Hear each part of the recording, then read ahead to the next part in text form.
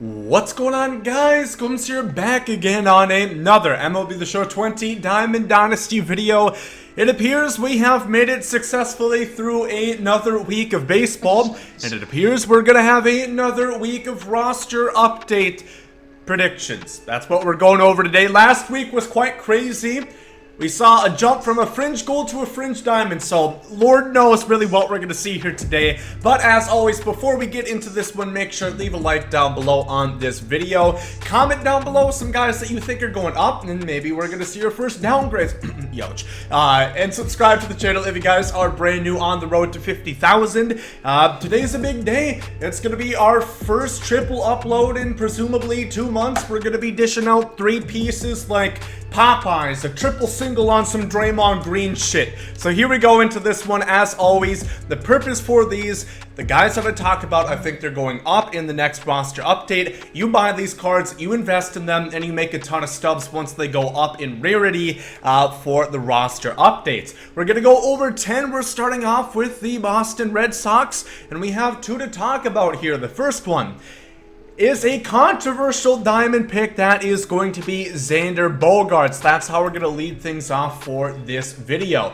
Now, Xander, I'll be honest, I was really fucking shocked that he wasn't a diamond to start the gates this year, considering he's been one of the most prolific offensive shortstops in the last couple years in baseball. So it's kind of a shock, but then again, you see the fielding, kind of hard to dispute. I think they could probably give him 60 and nobody would bat 9, which maybe they will. But I think he deserves an upgrade offensively regardless. This year, against right-handers, we have a bit more of a sample size now. He's hitting 294, 588 slug, 922 OPS, 5 for 17, a homer, and 3 extra base hits. Against lefties, that's the biggin, 375, 750 slug, 1162 OPS, going 6 for 16, 2 homers, and 2 extra base hits. So that automatically, I think, really should help out his case. The batting average against lefties, on top of this little fact, in 2019 against right-handers, he had a 557 slug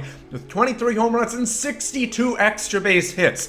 So again, that just kind of blows my mind how he only got 70 power against right-handers. Additionally, last year he hit 291 against lefties, 295 after the break. Again, they have their 3-year span that they look at. Who really knows now, because we saw a jump from 80 to 85 after 2 fucking starts. But I think Xander Bogaerts he deserves to be going back up to diamond, up to an 85. Moving on to the other guy for the Boston Red Sox, it's going to be my first gold upgrade pick. That's going to be Kevin Pillar. Of course, he got traded from the Blue Jays to the Giants last year, and kind of like they were towards the middle-ish of the season, he started to surge. He had a nice little year. He had 272, 418 slug, 750 OPS after the break, which was considerably improved on his first half statistics. Again, 2020, against righties, hitting 333, 400 slug, 733 OPS. Probably not going to get touched there, but against lefties, he's been killing it. 438 batting average, 813 slug, 1,283 OPS, going 7 for 16, a homer, and 4 extra base hits. I think Kevin Pillar definitely probably deserves to be gold. Like I said, he had a nice little year. I think he actually got like an MVP vote somehow. I'm not exactly sure. Must be a Giants fan doing the voting process there, or maybe a heartbroken Blue Jays fan after losing their tried and true center fielder for so many years. I think Pillar does deserve to go up to gold, and not going for too much. Only 427, and Bogaerts only 2.7. You're gonna get at least 5K if you do get this to go diamond. Aaron Judge, I have to talk about this one because this is an investment opportunity. You guys know the 90+ overalls, of course, the huge disparity. It's the Grand Canyon, the gap between the 90+ overall price and even an 89. It makes a world of difference, and he has been killing it. You guys know that, obviously. Aaron Judge, against righties, hitting 357, 964 slug, 1,384 OPS, 5 homers, 7 extra base hits, going 10 for 28. Against lefties, low but small sample size, 143 batting average, 821 OPS, going 1 for 7 with the homer. He has 6 home runs in 9 games this year. Last year, he had 27 in 102 games. Obviously, is he going to keep up this pace? One might not think so, unfortunately, Yankee fans. I do think he is going to have a hell of a shot at MVP, though.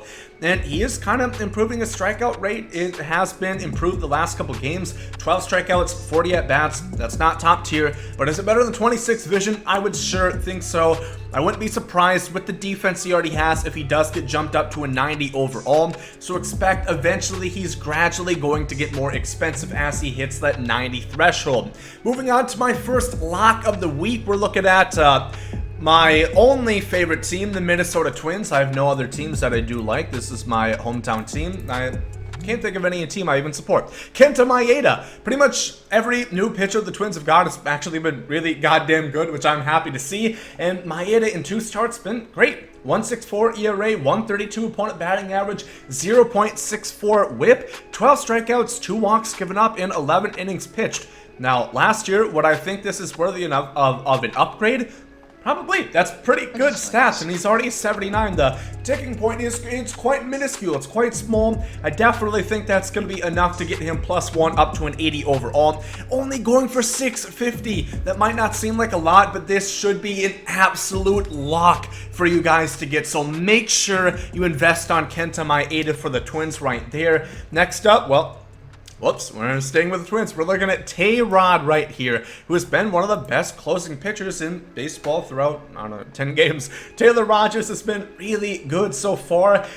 In 2020, he has a 0 ERA. He finally gave up his first base runner last night against the Pirates, which big old boomstick walked it off. Nice to see. He has a 0.77 opponent batting average, 0.25 whip, 4 strikeouts, no walks in 4 innings pitched, 3 for 3 on saves. I think this is a future diamond candidate. Right now, I'm going to say up to an 83, maybe an 84, but I'm going to say probably an 83. And this is a guy, if you guys are looking to invest in the future, this is someone that is probably going to have a good shot at diamond. The Twins are going to be a very good team. They're going to have a lot of they should hopefully have a lot of opportunities to save, but they might score too many goddamn runs, and he might just have to come out and get some work in, which he still should dominate in.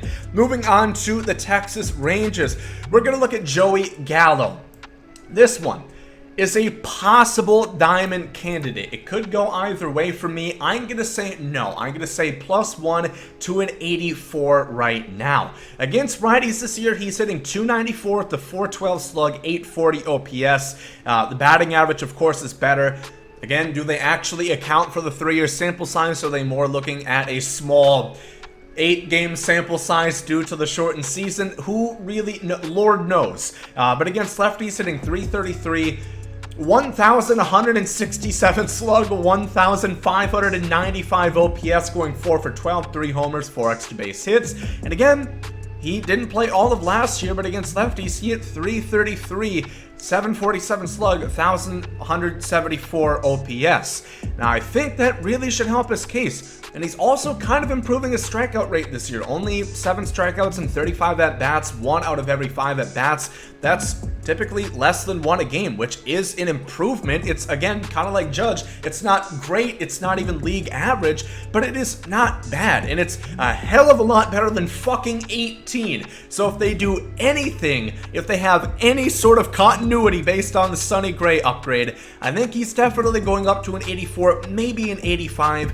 You could say he already has an 86 players league in the 89 team affinity, which is going to hinder him. He's going to need more. We're going to have to see. This is a possible diamond candidate, and if you're looking to make a huge amount of stubs, it's going to be a big payout right now. If not, I think he's going to have a great rest of the year based off the last 2 good years he's had in 2019 and so far in 2020. Moving on to the National League, we are going to be looking at the Cincinnati Reds, who they aren't winning that many games, but by God, have they sure had some really good performances. And we're going to look at Bauer outage right here. Now, Trevor Bauer already got upgraded.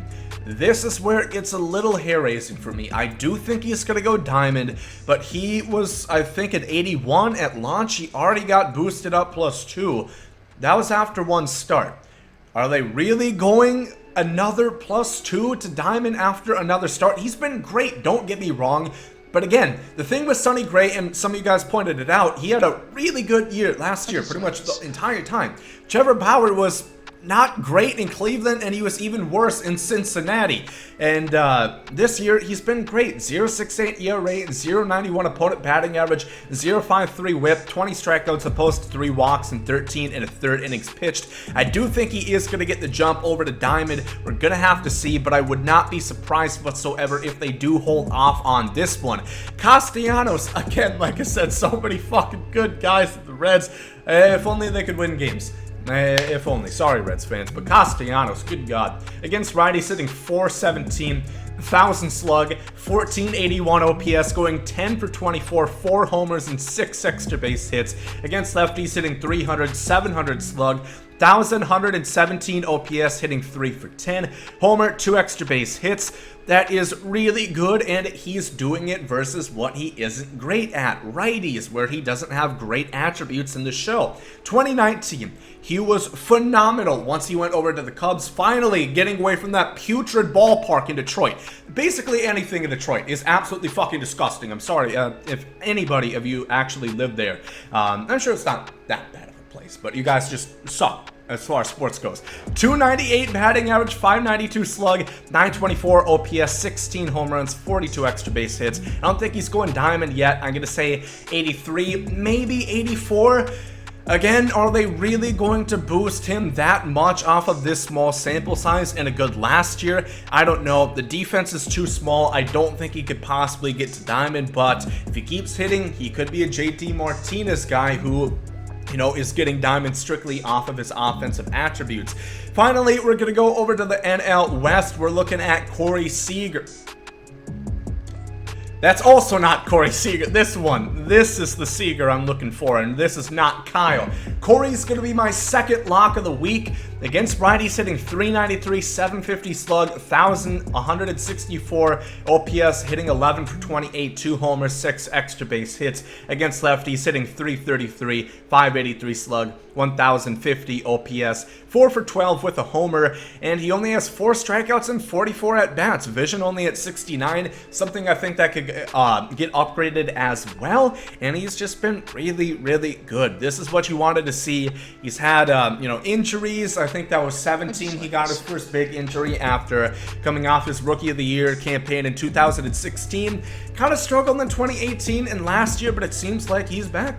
And it seems like we finally have the better Seager. Again, Corey, Kyle, and back to Corey. It finally turns, it finally goes full circle. So I think he's going to go up to an 80 overall. Not a huge margin to make right here, but I do think that is going to be a lock as well. And finally, I wasn't going to list him until last night he went off again.